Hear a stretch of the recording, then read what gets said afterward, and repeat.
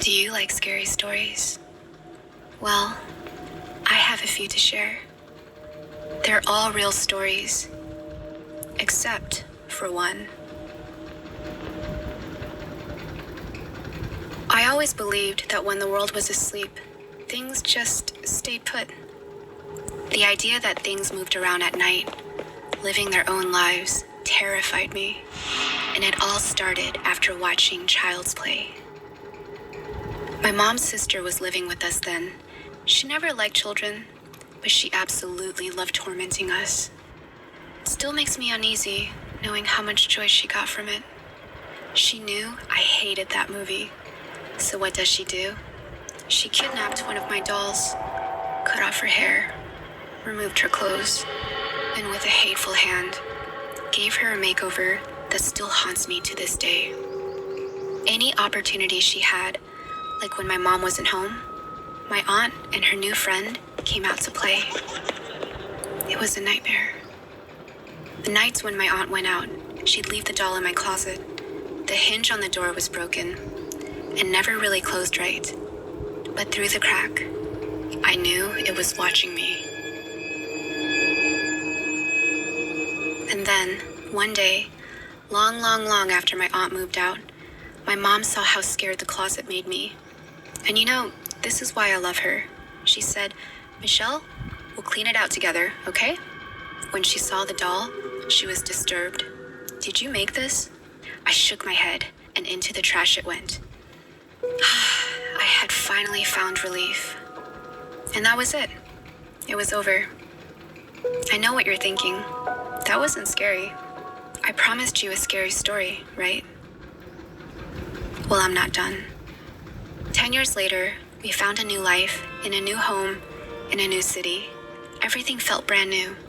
By that point, my sister Christine had been born. Like me, she was haunted by the closet in her room. Every time she got close, it was pure terror. One day, when Christine was out, I went to that closet. I knew what I was looking for. It was that stupid damn doll. I threw it away for good, and you'll never believe it. The next day, my aunt died. I'm just kidding. She's still alive, and to be honest, hasn't changed much. She's actually a mom now, which is pretty terrifying if you ask me. But she hasn't been back this way since the day she left.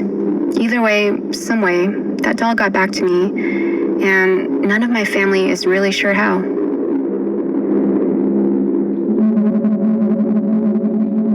I was a year old when my family first moved into this apartment. And what made all this so bizarre was, this was a completely normal kind of place. There wasn't anything spooky about it. That night was nothing out of the ordinary. My mom was making my formula, and my brother was helping out. I'm not sure who saw it first. Maybe my mom, maybe my brother. But one thing is for sure, a hand reached in through the doorway and pulled its way into the room.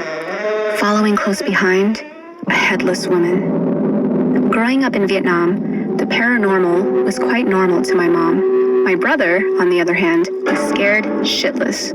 I think he wet himself.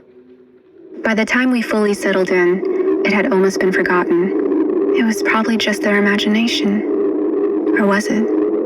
Well, that summer, even at night, it was so hot that the only way my brother could cool down was to open the refrigerator and bask in the cold air. I think he heard dripping sounds first. And then, when he turned around, there she was, just standing there, head in one hand, my bottle in the other. I don't think Steve wanted to linger around long enough to see her face because all he cared about was getting out of that kitchen.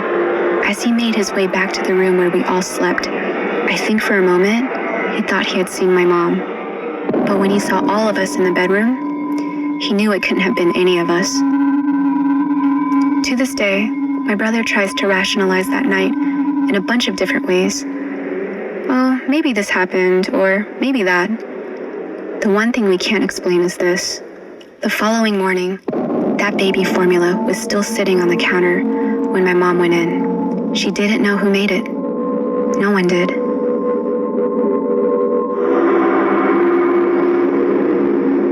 The first thing you have to understand, about this last story is that when you're poor and you've got a family to support, you'll do anything for money. When this job came along, my parents couldn't say no. It was good money, regardless of how strange that call from the man was. They agreed to take the job. When the man opened the door, my mom instantly felt something was wrong. Maybe it was the air or the energy, but her stomach turned. The man was polite. "Welcome. Please come in." He led them to the back room of the house, but wouldn't even go into the room himself. The thing about the house, though, the overwhelming thing, was this permeating stench that seemed to ooze from everything. He stood at the door and gave simple instructions. Remove the carpet, refinish the floors. That was it. He vanished into another part of the house. As my dad and uncle started working, they sent my mom back out for supplies. She came and went a few times, trying to spend as little time in the room as possible, until finally, there was nothing else for her to do but wait for them to finish. That was when she saw it. The last traces of a bloody outline of a body rolling into the carpet. As soon as she saw it, she had to bite down a scream. But she couldn't contain herself. She let out the smallest peep, trying to tell them she saw the stain of a body.